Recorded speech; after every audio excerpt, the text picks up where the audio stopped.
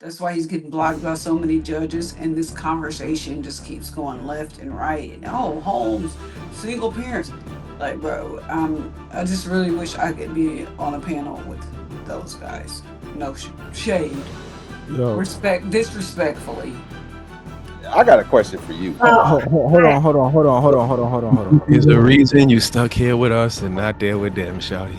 So the thing No, is, I'm not stuck, baby. I come here voluntarily.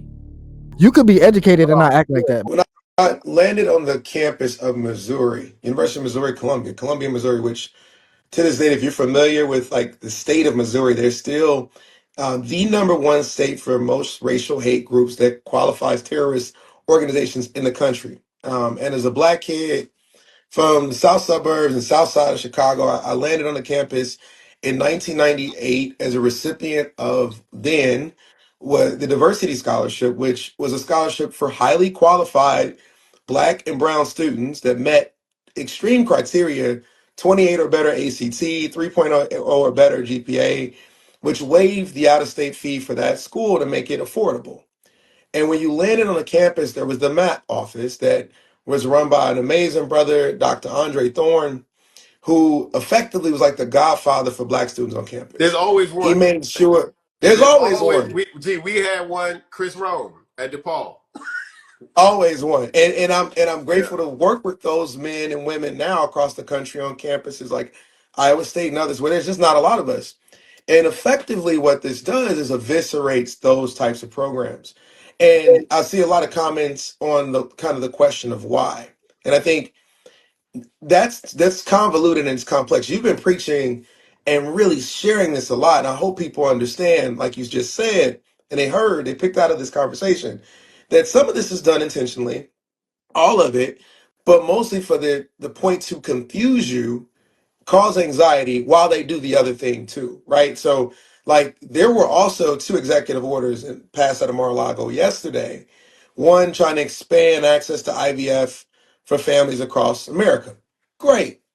The other, which is probably the most critical out of all of these, effectively said that every department in the federal government has to submit a strategic plan and a strategy that it then must be approved by the office of the president Yeah. and or the attorney general, saying And you that know they don't basically even have that enough staff to go through those. Like no, strategic plans can be 100 pages. Like exactly. So I think why this happens is so that look, the letter yesterday that came from the acting director of civil rights at the Department of Education doesn't do much more than reinforce what was already passed last summer. But what it also does is that it causes this kerfuffle around the country because people care. I mean, they care about their schools. When you say I'm going to get rid of Black Greek letter organizations, he knows what he's doing. And Latinx Greek letter organizations, that is to do this. Watch this hand. While what I want to do is pass this on the other side of the world. And I think there are, I mean, certainly if you read Project 2025, there are people like Stephen Miller and others in that administration that certainly don't like black people. Let's call a spade a spade. So that is the intention of some of the group. But the overarching thing is this massive presidential overreach. Now, what we have to deal with is the outcomes of this. Like now you've coughed on me and the disease is a disease, and now we got to figure out how we heal or solve for X. I've been thinking a lot about what's the move? Man, shout out to Big Daddy government, man. They've been pimping since pimping been pimping. Did we break up, Grant? I think, really like everything that everybody has shared up to this point. I think somebody got a hot mic at the moment. I just took it. Yeah, I think that a lot of the things that we share, it seems like everybody shares similar sentiment, right? In terms of what the roadmap is to get there to that solution over that, we honestly have to bring back shame.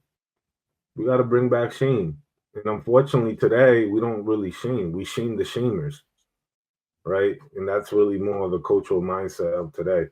But as far as the direction of how things are to be laid out, there has to be a larger consensus. And I think that, not to beat a dead horse, but, that just kind of seems to be where things keep coming back, right?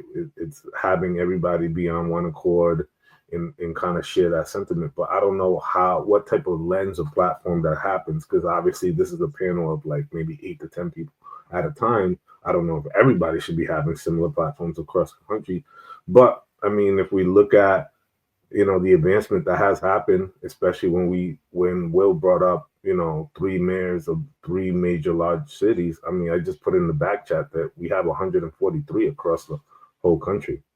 So I mean, there is presence there in terms of voice and advocacy. I mean, how that develops, I mean, that's a deeper question. Go ahead, Cookie. I think you had a question. No, I just had a comment. I just want to applaud these very educated black men in that video for opening their fucking eyes and seeing what's actually going on and seeing what the potential threat is here when you have a president that's overreaching, which this whole conversation has skipped. Like he doesn't have the authority to do the things that he's doing. That's why he's getting blocked by so many judges, and this conversation just keeps going left and right. And homes, single parents, like bro, I just really wish I could be on a panel with those guys. No shade, respect, disrespectfully. I got a question for you. Hold on. There's a reason you stuck here with us and not there with them, shawty. So the thing No, is, I'm not stuck, baby. I come here voluntarily.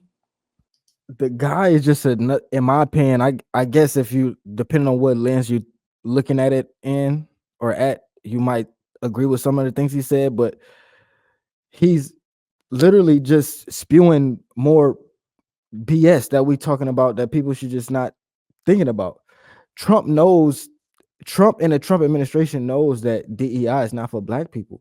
Even when he came out and said he wanted to abolish DEI, he wasn't saying it wasn't meant for DEI. It was to get the people who, like like the trans and all of that other stuff, and really people who don't. If you're not supposed to be there, and you're only there because we had to hire you, or we felt obligated to hire you, that was it. Like y'all said, DEI by the numbers don't necessarily benefit black people. So if only a small percentage of people benefit from DEI, the people that's in charge of DEI know that. And that's another thing about the media. The media is telling us that we should be worried about DEI, and it's not something that we really should be worried about. We need to just get in the fields that is necessary and stop worrying about everybody else, in my opinion. And another thing, when we was talking about it earlier, black people can't get away from it because black people still got family and friends. Like if you're a black person that lives in the suburbs, you still got family and friends that still live in the hood. So it's hard to make the difference when you still got to have these family reunions and then Sundays and dinners and all of that stuff, So it's hard to make the hard cut from your family like that. That's why we have that trouble. All right, go ahead, Will. Hey, do y'all think that we've ever had a president that wasn't racist? So why all this focus on Stephen Miller not liking black people? First of all, Stephen Miller is not the president, right? And even if Donald Trump didn't like black people, so what? Biden don't like black people. Bush didn't like black people. Obama don't like black people. Clinton don't like black people. Shit, black people don't like black people. I'm just we big facts. If we take a year, if we just say let 2025 be the year that we stop complaining, that doesn't mean there's not things going against us. That doesn't mean there's not problems that need to be addressed. But if we stop complaining, y'all been complaining y'all entire lives. I'm 42 years old. There's not a year of my life that black people in mass was not complaining. So what is it getting us? How much traction are we gaining from complaining? I'm not saying the complaints are not legitimate. I'm asking, who are you complaining to? You're going to complain to your slave master? that they should treat you better? Because if white people are the people in power, you're going to keep begging them to give up control, more control, so you can gain more control? Or are you going to go take it? We don't beg other countries, hey, you know what? Ukraine and Russia having this conflict, you don't see one of the other ones saying, hey, just do as I say. No, they end up in war. They fight. What fight are black people willing to take to the man instead of just constantly crying and complaining to him, asking him to give you some scraps off of his table? Go ahead, Cookie. No, see, that's the motherfucking problem. Y'all not. Y'all willing to accept this shit. And that's what's scary. That's what's disappointing. That's what's disgusting. Except what?